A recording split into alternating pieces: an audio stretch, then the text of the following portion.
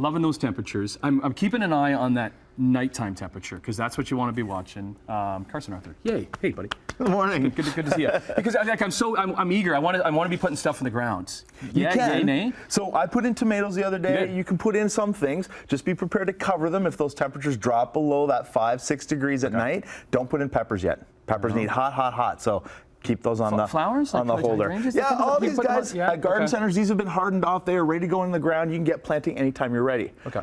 But we're going to set the record straight on some of these things that aren't so environmentally friendly. Anybody can slap an eco thing on it and say it's eco. Can you? What's the regulations behind that, or what? There are. I mean, greenwashing is a big part of the industry, but we're going to talk about some of the things that people assume are good, but they aren't. Specifically, let's start with these wildflower seed packs. Now, I'm a huge fan of wildflower gardens. I have a beautiful meadow. I'm a big fan because they look great, but they also have lots of native plants in the mix. But do not assume that these seed packs are all native. In fact, many of them contain things like clover.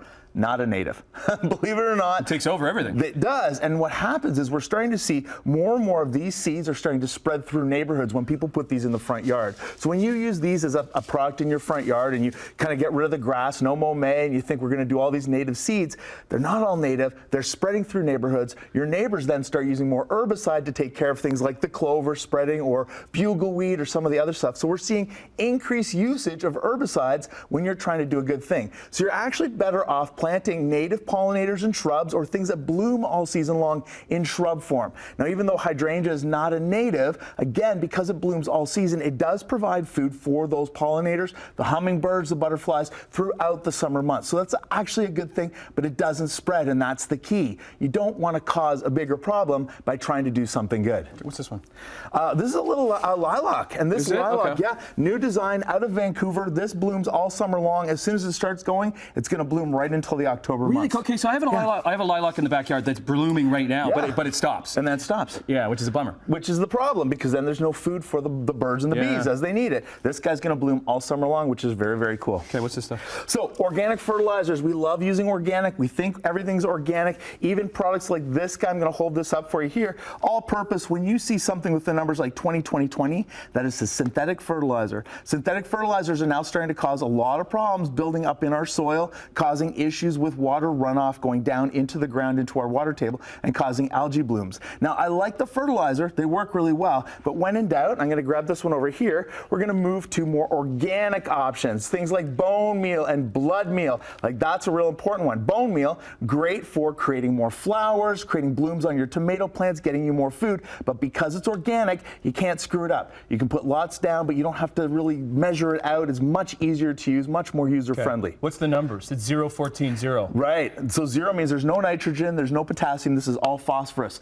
all for flowers and shoots. Okay. Really good. So move to the organic. What's the bigger one below? That's for, this is for grass. Grass is a big one. You should be fertilizing your lawn right now if you haven't already. Again, look for organic options. I love this one. It's chicken manure. I mean, how much more organic is that, right? Yeah. And we got lots of chickens out there, unfortunately. And you can get these anywhere? You can get these anywhere. Yeah, just go organic. Okay, power tools. Let's talk power tools. Wow. Lithium batteries have gotten a bad rap over the last little while. So we've used lithium batteries in our hand tools for a while. What's nice is the same battery actually can transfer into all of your outdoor yard tools as well. The key here, and I'm going to show this to you, right there is a recycling symbol. This recycling program, actually by Craftsman, uses all of the materials that are in this battery when you're done with it. So now when we're hearing about lithium being harvested for e-cars and there's real issues around it, you don't see that when you have a good recycling program behind it. It's actually much more environmentally friendly, and because it powers multiple tools like your leaf blower, your string trimmer, and your drill, you're going to use it a lot more, so it lasts significantly longer. Okay, we got like under a minute to go. You got one more? Let's talk about these bags.